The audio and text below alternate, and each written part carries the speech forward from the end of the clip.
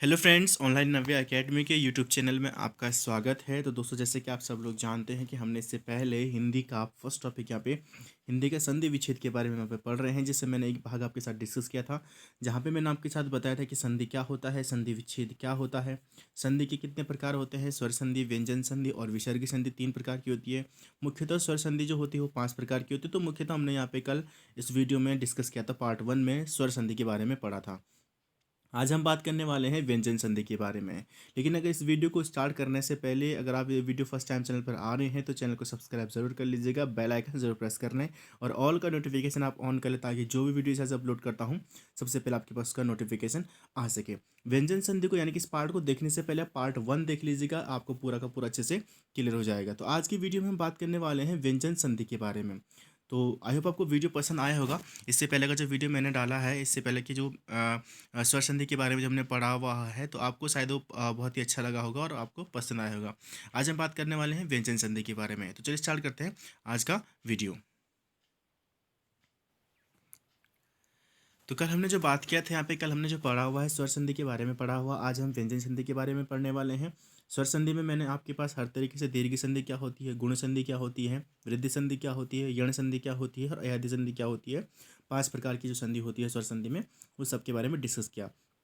आज हम बात करने वाले हैं व्यंजन संधि में। व्यंजन संधि कौन सी संधि होती है? यानी कि व्यंजन के बाद यदि व्यंजन आ जाए या फिर कोई स्वर का अगर उसके साथ मेल हो रहा है तो उसको हम बोलते हैं व्यंजन संधि। यानी कि व्यंजन के बाद स्वर या व्यंजन के आने में जो परिवर्तन होता है उसे हम व्यंजन संधि कहते हैं। ठीक है। और उसमें कुछ नोट आपके पास ये है कि जैसे अनुसार जो आता है, जो बिंदी ये लगाते हैं, इसको बोलते हैं हम अनुसार। ठीक है। जैसे कि आपने ये देखा कि संसार है ना, ये आपके पास एग्जाम्पल है, तो इसके बीच ऊपर बिंदी लग रही है, तो अनुस्वार जब लग जाता है तो इसको हम बोलते हैं व्यंजन संधि। क्लियर।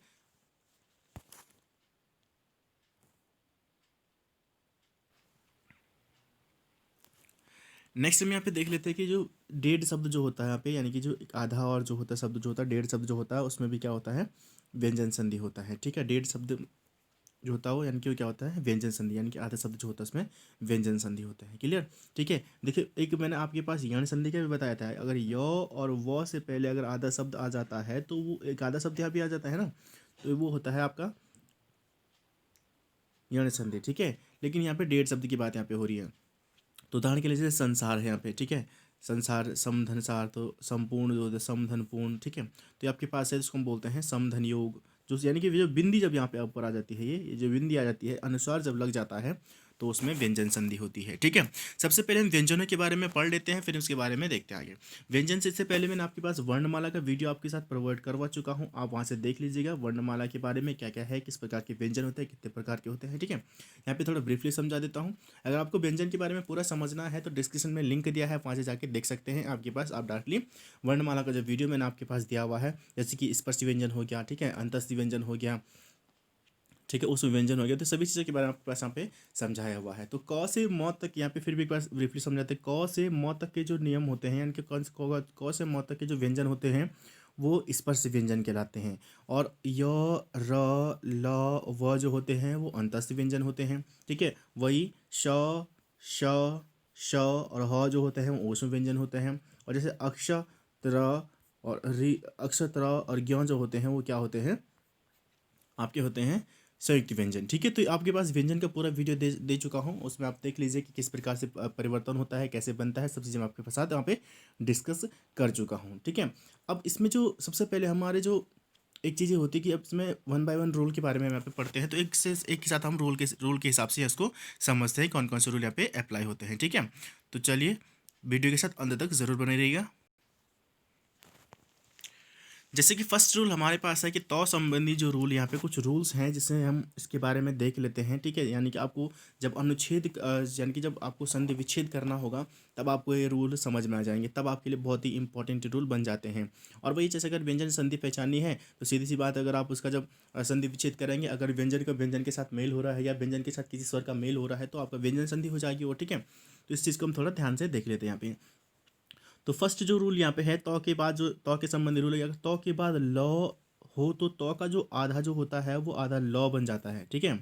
तो ठीक है, तो ये आपके पास आधा ल बन जाता है। जैसे कि देखिए, तौ, ठीक है, और धन आपके पास आ जाता है लौ।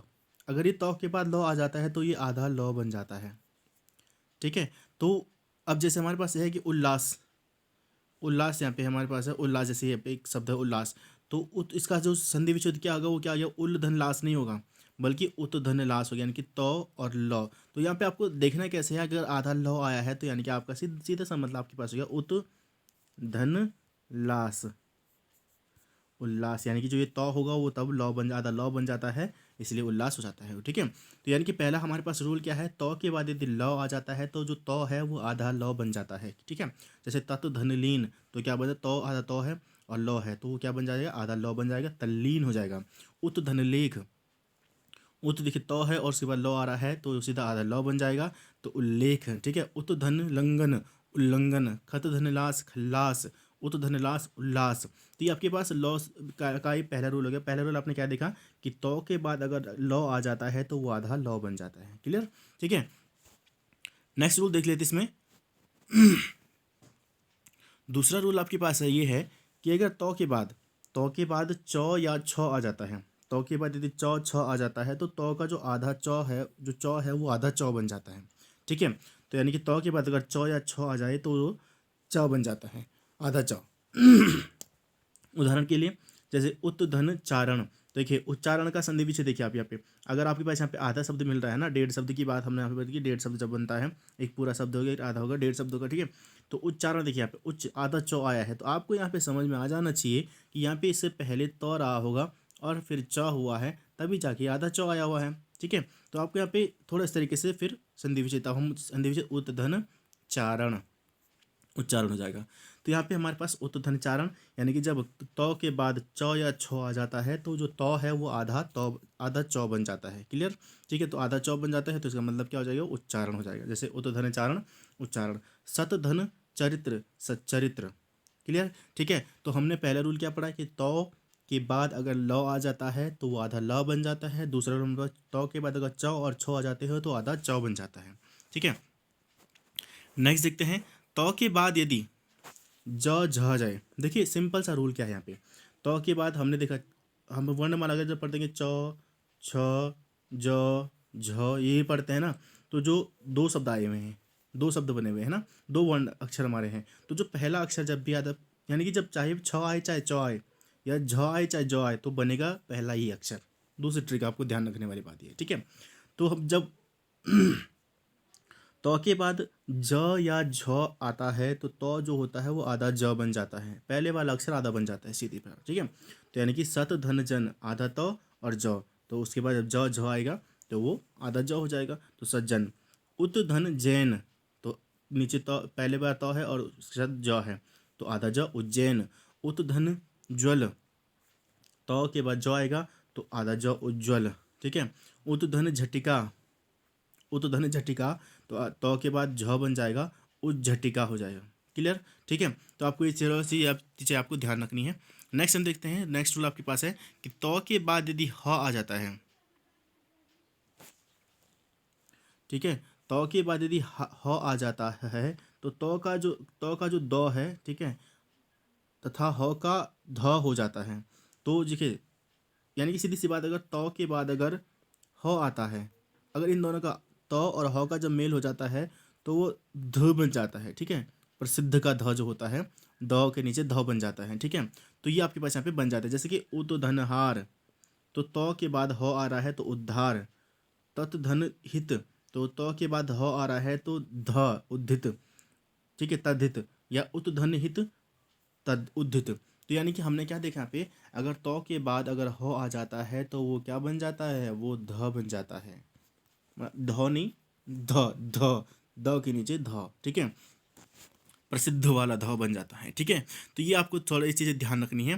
तो ये इसमें और कुछ और भी रूल हैं, उसके बारे में आगे देखते हैं। तो हमने यहाँ पे कुछ रूल्स देखे। पहला रूल हमने क्या देखा, जब ऊ के साथ जब तौ के साथ ल आ जाता है तो वो आधा ल बन जाता है। यदि तौ के बाद च और छ व्यंजन में आ रहे हैं तो वो आधा चौ बन जाता है। यदि तौ के बाद ज या झ आ रहा है तो वो आधा ज बन जाता है। यदि तौ के बाद ह आता है तो वो ध बन जाता है। ठीक है, तो इसके आगे भी और कुछ रूल हैं, इसके बारे में देख लेते हैं। तो ये रूल आपको ध्यान रखना है, संधि विच्छेद करने के टाइम पे रूल बहुत आपके काम आने वाले हैं। तो संबंधी कुछ अन्य रूल भी यहाँ पे होते हैं। तो पहले हमने तौ के साथ हमने च छ का पढ़ा, ठीक है, तौ के साथ हमने ज झ का पढ़ा। अगर तौ के साथ, अब देखिए जैसे अगर तौ है, इसमें थोड़ा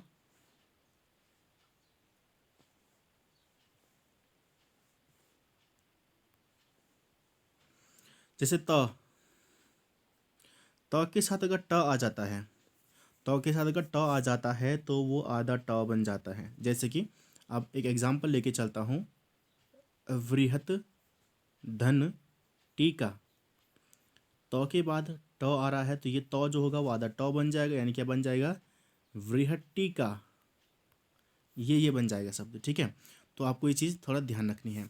दूसरा हम यहाँ पे लेके चलते हैं कि अगर तौ के बाद ड आ जाता है, तौ के बाद ड आ जाता है तो वो भी आधा ड बन जाता है। जैसे कि उत धन डयन, तो ये क्या बन जाता है, उड्डयन बन जाता है ये, ठीक है। तो ये आपको थोड़ा ध्यान रखने वाली बात यहाँ पे है कि आपको ये चीज़ें ध्यान रखनी है। दूसरा हम यहाँ पे लेके चलते हैं, तौ के बाद, तौ के बाद श आ जाता है, तौ के बाद अगर श आ जाता है, ठीक है, मूर्धन्य श, तो तौ के बाद जब स आ जाता है तो इसका मतलब क्या हो, ये जो हो जाता है ये छ हो जाता है, आधा च और छ ये हो जाता है, ठीक है। जैसे कि उत धन श्वास, देखिए उत धन श्वास आ रहा है, तौ के बाद श आ रहा है, तो ये क्या बन जाता है, उच्छ्वास, क्या बनता है, उच्छ्वास, यानी कि जो सौ के साथ जब तौ जुड़ा तो वो आधा छ और छ बन जाएगा, ठीक है।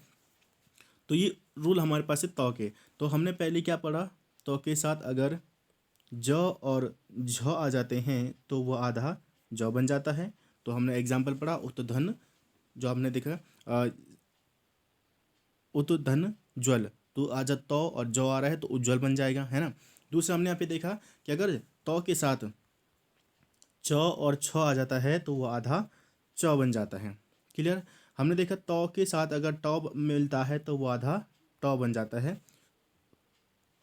तौ के साथ अगर ड आता है तो वो आधा ड बन जाता है, तौ के साथ अगर ल आता है तो वो आधा ल बन जाता है, और तौ के साथ अगर श आता है तो वो छ बन जाता है, छ, उच्छ, स्वच्छ वाला छ बन जाता है। या तौ के साथ अगर ह आ जाता है तो वो द के नीचे ध लग जाता है, यानी कि प्रसिद्ध वाला ध आ जाता है, क्लियर, ठीक है। तो ये आपको आई होप समझ में आ गया होगा तौ का रूल। तो तौ के साथ बहुत सारे रूल होते हैं, इनको आप थोड़ा ध्यान रख लीजिएगा, क्लियर। तो अब देखते हैं नेक्स्ट यहाँ पे,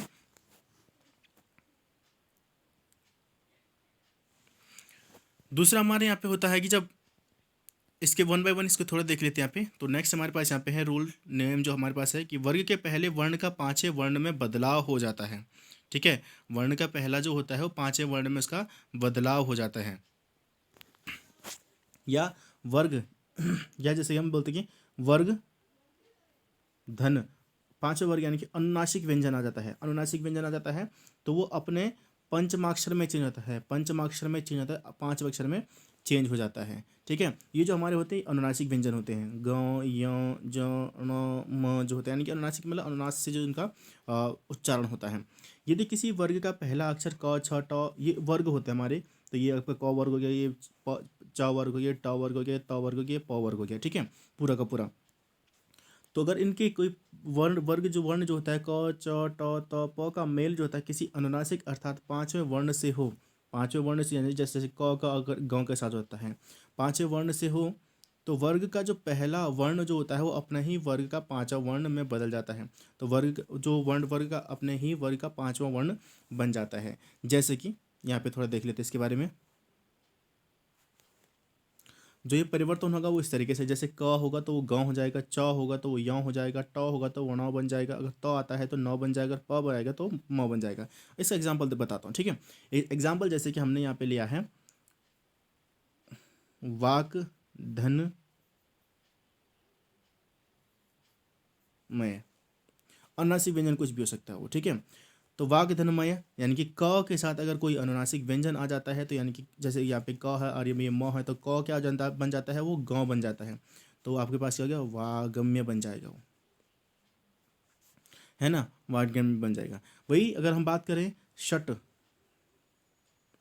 सट धन मुख, तो देखिए यहाँ पे ट, तो ट है और इसके साथ एक अनुनासिक व्यंजन कोई भी कुछ भी हो सकता है, जरूरी नहीं कि यही हो, तो वो ट क्या बनता है, वो नौ बन जाता है, तो यानी कि षणमुख हो जाएगा। ये क्या हो जाएगा, षणमुख। तो इसमें हमने क्या देखा कि पहले वर्ण का पांचवें वर्ण में क्या हो जाता है, परिवर्तन हो जाता है। ठीक है, अब थोड़ा एग्जाम्पल कुछ और देख लेते हैं इसके बारे में। तो देखिए यहाँ पे जैसे कि तत् धनमय, देखिए देखिए त के साथ म आया हुआ है, तो ये त वर्ग का पहला अक्षर है ना, इसके साथ अनुनासिक म हुआ है, तो ये त क्या हो जाता है, वो नौ अपने लास्ट अपने पंचमाक्षर में सीधे अपने पांचवें वर्ण में चुन जाता है। 1 2 3 4 5 नंबर ऊपर लिखे हुए हैं। ठीक है, तो तन्मय हो गया। उत धनमुख त है और यहाँ पे म है, अनुनासिक व्यंजन आया हुआ है, त वर्ग का है, तो त क्या बन जाता है, नौ बन जाएगा, उन्मुख हो जाएगा। जगत धननाथ, देखिए कई बार क्वेश्चन पूछा गया, जगन्नाथ है ना, जगन्नाथ का संधि विच्छेद कीजिए, है ना, जगन्नाथ का संधि विच्छेद क्या होगा, तो देखिए आधा नौ आया हुआ है, तो इसका मतलब क्या हो गया, जगत धन नाथ। तो अपना जो तौ है, तो तौ के बाद अनुनासिक व्यंजन नौ है, तो वो किसमें बदल जाएगा, अपने के लास्ट में बदल जाएगा, पाँच में बदल जाएगा, नौ में बदल जाएगा। चित्त धनमय चिन्मय, वाक धनमय वाग्यमय, जो मैं ऊपर बताया हुआ है। ठीक है, तो ये आपके पास कुछ एग्जाम्पल थे इसके। नेक्स्ट देखते हैं हम दूसरा, नेक्स्ट रूल देखते हैं हम। ठीक है,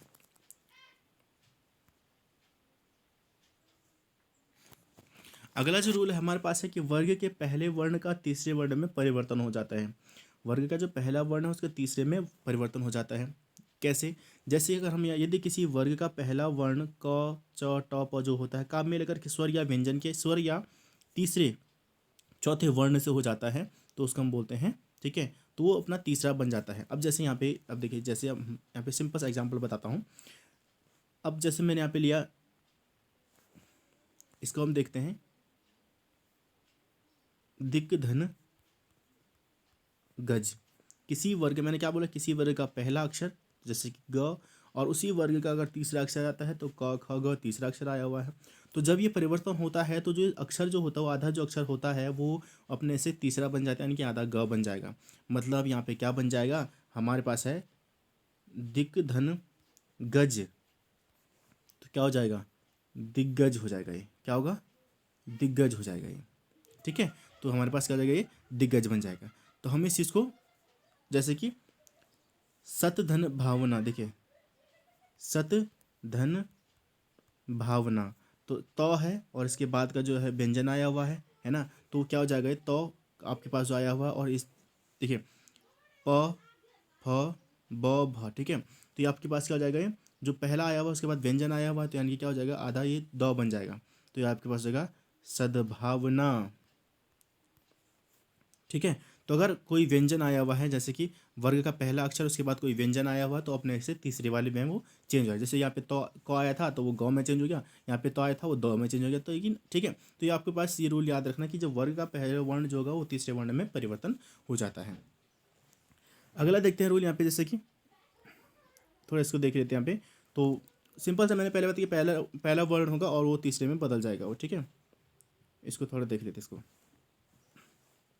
क का आएगा तो गौ में होगा, सिंपल सा है, क ख ग, तो क जो ग में होगा, च छ ज, च का जो ग ज में होगा, ट ठ ड, ट का ड में हो जाएगा, त का दो में, और प का ब में हो जाएगा। ठीक है, तो अपने से तीसरे में चलेगा अगर उसके बाद कोई वर्ण व्यंजन ही आता है तो। ठीक है, जैसे एग्जाम्पल अभी बता चुका हूँ, सत धन गुण, त है उसके बाद व्यंजन आया हुआ है वो द बन जाएगा, सदगुण। भगवत धन गीता, तो भगवत की त आया है उसके बाद एक व्यंजन आया हो, तो यानी कि भगवत गीता। उत, त के बाद द आया है, उद्देश्य, आधा द बन जाएगा। दिक, क के बाद वो आया हुआ दिग्विजय, यानी कि ग बन जाएगा। ठीक है, कप धन ज, तो कब्ज। ठीक है,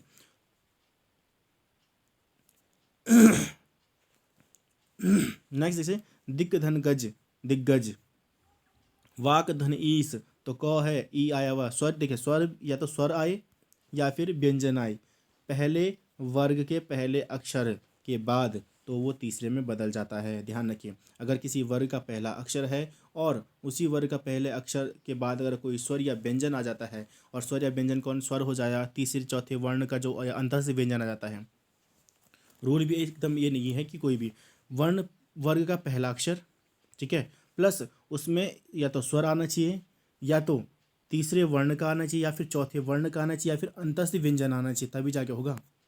ठीक है, तीसरे वर्ण मतलब कौन सा वर्ण? तीसरा वर्ण ग, ज, ड, द, ब। ठीक है, चौथे में यानी कि घ, झ, ढ, ध, म, और अंतस्थ व्यंजन य, र, ल, व। अगर ये आ जाते हैं तो फिर वो तीसरे में चेंज हो जाएगा, स्वयं की तृतीय में चेंज हो जाता है, तीसरे अक्षर में चेंज हो जाता है। ठीक है, तो नेक्स्ट, आई होप आपको क्लियर हो रहा होगा इसके बारे में। ठीक है, तो जैसे अनुनासिक वाले हमने यहाँ पे रूल पढ़ लिया है यहाँ पे।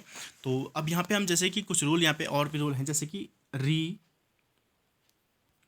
र और श के बाद अगर न आता है तो वो अण बन जाता है। क्या बन जाता है? अण बन जाता है। तो अण बनता है यानी कि जैसे कि परि, धन, नाम। तो देखिए र के बाद न आया हुआ है तो इसका क्या हो जाएगा? ये परिणाम हो जाएगा, अण बन जाएगा। ठीक है, या हम कह सकते राम, धन, आयन। ठीक है, तो ये क्या हो जाएगा? रामायण, म। ठीक है, तो र के साथ न आया हुआ तो ण में बदल जाएगा ये। क्लियर? दूसरा हमारे पास है कि म अगर आता है, ठीक है, म के साथ अगर कोई भी स्पर्श व्यंजन होता है, स्पर्श व्यंजन श, श, श, ह। ठीक है, जो आता है वो स्वयं का पांचवा बन जाता है। ठीक है, यानी कि जो भी शब्द आएगा वो स्वयं का क्या बन जाता है? स्वयं का पांचवा अक्षर बन जाएगा, स्वयं का पांचवा। जैसे कि परम, धन, त। देखिए यहाँ पे स्पर्श व्यंजन, सॉरी, स्पर्श व्यंजन जो हमारे होते हैं क से म तक के जो होते हैं स्पर्श व्यंजन होते हैं। अंत जो उस व्यंजन होते हैं श, श, श, ह। ठीक है, स्पर्श व्यंजन क से म तक के। तो अगर कोई भी यानी कि म के बाद कोई भी स्पर्श व्यंजन अगर उसके साथ होता है तो वो अपने का पांचवा बन जाता है, फिफ्थ बन जाता है। जैसे कि हमने यहाँ पे देखा कि परम, धन, त। तो ये म है, उसके बाद स्पर्श व्यंजन है, तो ये क्या बन जाएगा? परंत बन जाएगा, है ना। अपने क्या लास्ट वाला चेंज हो जाएगा ये। जैसे कि संपूर्ण, सम, धन, पूर्ण, तो हो जाएगा म और प। ठीक है, तो संपूर्ण हो जाएगा ये। क्लियर? तो ये थोड़ा हमें यहाँ पे थोड़ा ध्यान रखना है यहाँ पे। तो मैंने जैसे आपको पहले बताया है कि जो आपके पास अनुस्वार जो जब लग जाता है तो वहाँ पे सीधा सा आपको व्यंजन संधि होती है। ठीक है, अब यहाँ पे जैसे कि म है, म, धन, म, तो आधा म बन जाता है ये पूरा का। ठीक है, तो डेढ़ अक्षर बन जाता है, मतलब सीधी सी बात है। तो जैसे कि सम, धन, मति, तो सम, धन, मति, म के साथ म का हो रहा था, ये सीधी सी बात है, सम्मति बन जाएगा ये। ठीक है, जैसे सम, धन, मान, तो क्या बन जाएगा ये? सम्मान बन जाएगा ये। ठीक है, तो इस तरीके से आपको इसको ध्यान रखना है कि आपको ये चीज़ें याद रखनी है कि व्यंजन संधि में किस प्रकार से कौन कौन से रूल होते हैं। तो क्योंकि बिना रूल के आप व्यंजन संधि सॉल्व नहीं कर सकते हैं। दूसरे, अगर व्यंजन संधि को समझना है तो आपको दो रूल आपके साथ समझाए हुए हैं। एक तो डेढ़ अक्षर वाला आपके साथ समझाया हुआ है कि डेढ़ अक्षर आपको जब दिख जाता है, आधा और आधा दिख जाता है, तो आपके पास श्योर सी बात वहाँ पे व्यंजन संधि होगी। लेकिन य और वो के साथ ना हो, ध्यान रखने से इसके बाद में वो यण संधि में होता है। य और व से पहले अगर जब आधा अक्षर आ जाता है तो वो यण संधि होती है। ठीक है, व्यंजन संधि में होता है जैसे स्वच्छंद हो गया, उच्चारण हो गया, सज्जन हो गया, उड्डयन हो गया, ड, ढ, ल, ठीक है, उल्लास हो गया, ठीक है, उच्छ्वास हो गया या स्वच्छ हो गया, ठीक है, तद्धित हो गया, परिणत। तो जो आधा डेढ़ डेढ़ अक्षर आ रहे हैं यहाँ पे क्या होता है? व्यंजन संधि होती है। बाकी आप संधि विच्छेद करके देख सकते हो उसमें। ठीक है, तो बाकी आप संधि विच्छेद के बारे में भी, इसके बारे में कुछ एग्जाम्पल्स आपके साथ जरूर लेके चलूंगा संधि विच्छेद के बारे में, कुछ इंपॉर्टेंट एग्जाम्पल। ठीक है, आई होप आपको वीडियो पसंद आया होगा। वीडियो कैसा लगा कमेंट बॉक्स में ज़रूर बताएं। और व्यंजन संधि आपका लगभग क्लियर हो चुका होगा, आई होप पूरा क्लियर हो चुका होगा, क्योंकि बहुत ईजी है व्यंजन संधि, बस इसके कुछ रूल्स याद रखने होते हैं। आप नोट्स बना सकते हैं। मिलता हूँ जल्दी नई वीडियो से, तब तक के लिए जय हिंद, जय भारत।